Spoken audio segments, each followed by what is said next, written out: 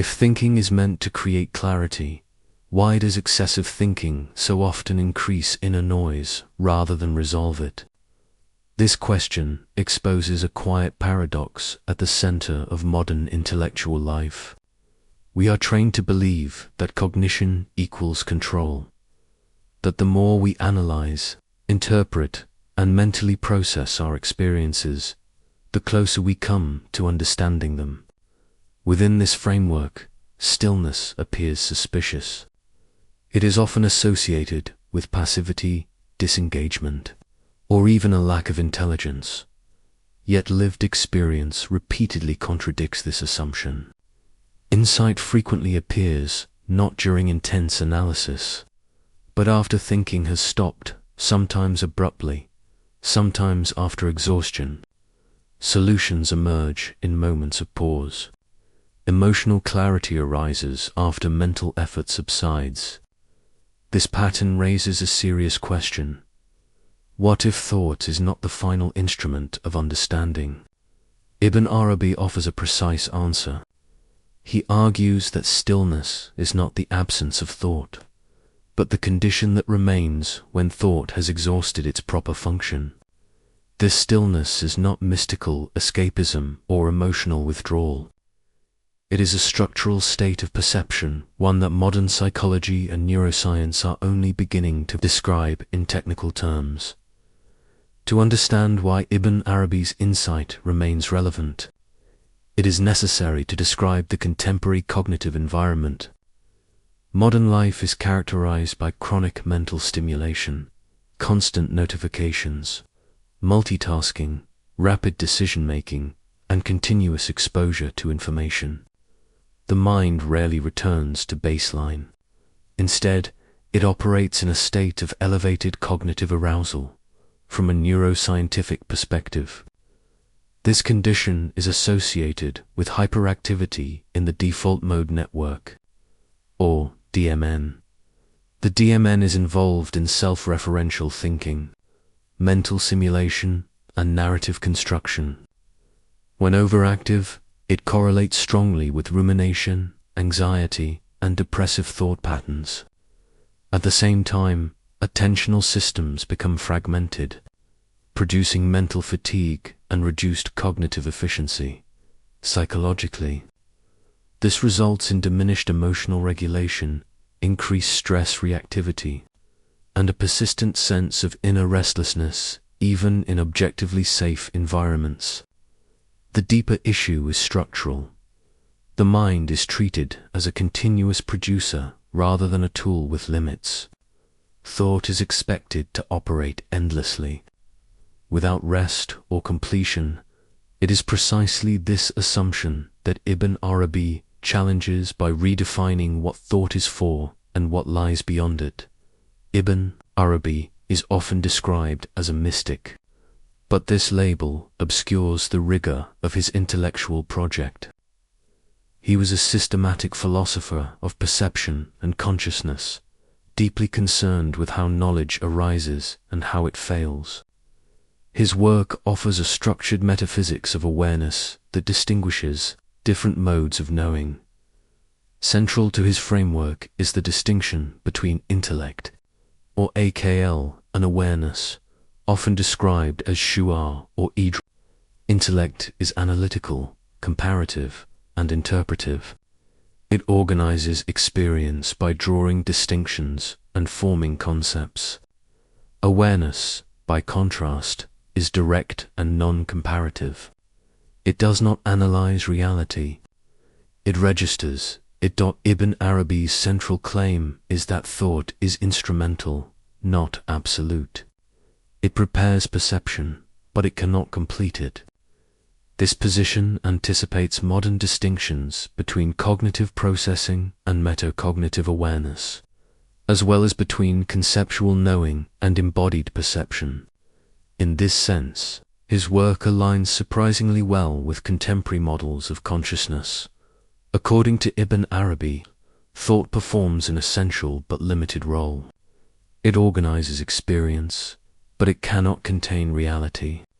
Thought operates through differentiation, comparison, and symbolization. These processes are necessary for navigation and communication, but they are not reality itself. In cognitive science, this distinction is well established. Mental models are representations, not the phenomena they describe. A map is useful, but it is not the territory. Neuroscience further shows that conceptual labeling reduces sensory richness by filtering experience through categories. While this increases efficiency, it also limits immediacy. A familiar example is emotional overanalysis. When you excessively think about an emotional state, labeling it, explaining it, comparing it, you often become more distant from the emotion itself. The experience becomes abstract rather than immediate. Ibn Arabi's insight is that when thought reaches its functional limit, it naturally subsides. At that point, stillness appears not as an achievement, but as a remainder. Stillness is what is left when thought has done its work. A common misconception is that stillness requires a blank mind, or the suppression of thought. Ibn Arabi explicitly rejects this interpretation. Stillness, in his framework, is non-reactive awareness. Thoughts may arise, but they no longer dominate attention or dictate perception. In psychological terms, this corresponds to metacognitive decentering, the ability to observe thoughts without identifying with them. From a neuroscientific perspective, this state is associated with increased prefrontal regulation over limbic reactivity. Emotional responses occur, but they are not amplified by narrative elaboration. Consider a trained clinician in an emergency setting. The environment is chaotic, but the clinician remains calm. This is not because perception has been reduced, but because attention has stabilized. Information is processed without internal noise. The key insight here is that stillness is functional clarity. It is not emptiness, withdrawal, or disengagement. It is a mode of perception in which cognition no longer interferes with accuracy. Ibn Arabi makes a more radical claim. Reality discloses itself most clearly when cognition stops interfering. Thought introduces bias, expectation, and narrative continuity.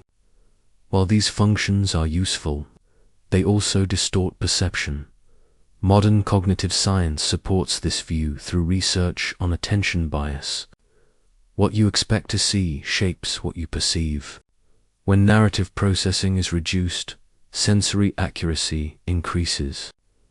This is why moments of sudden clarity often follow mental exhaustion. The narrative system temporarily disengages, allowing direct perception to emerge.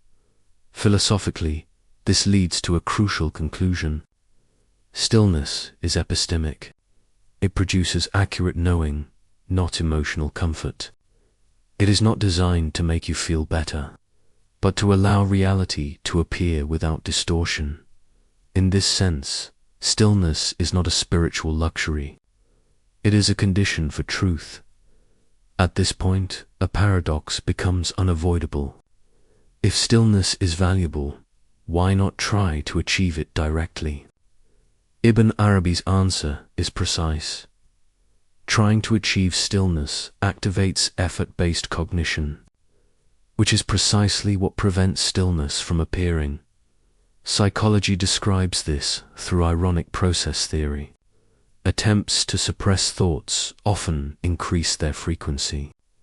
Effort strengthens the very system one is trying to quiet. For Ibn Arabi, stillness emerges only when effort dissolves. It is a byproduct, not a goal. This does not imply passivity or withdrawal from life.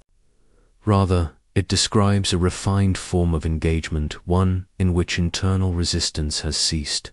Stillness cannot be commanded. It can only remain. The practical implications of this model are significant.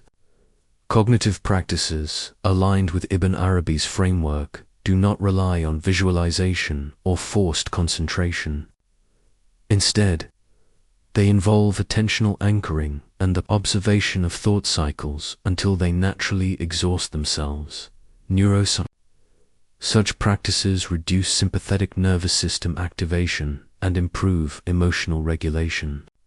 They enhance decision-making under pressure, support creative problem-solving, and reduce conflict reactivity. The key distinction is this: the goal is not meditation as a technique, but perceptual thought is allowed to function fully and then to stop. In summary, Ibn Arabi does not reject reason. He places it within a larger architecture of awareness. Thought has a role, but not supremacy. Stillness is what remains when thought completes its task. Clarity is not produced by more thinking. It appears when thinking steps aside. This is not mystical escape, emotional anesthesia, or spiritual bypassing. It is cognitive maturity. Stillness, in this sense, is not something you create. It is what remains when nothing more needs to be said.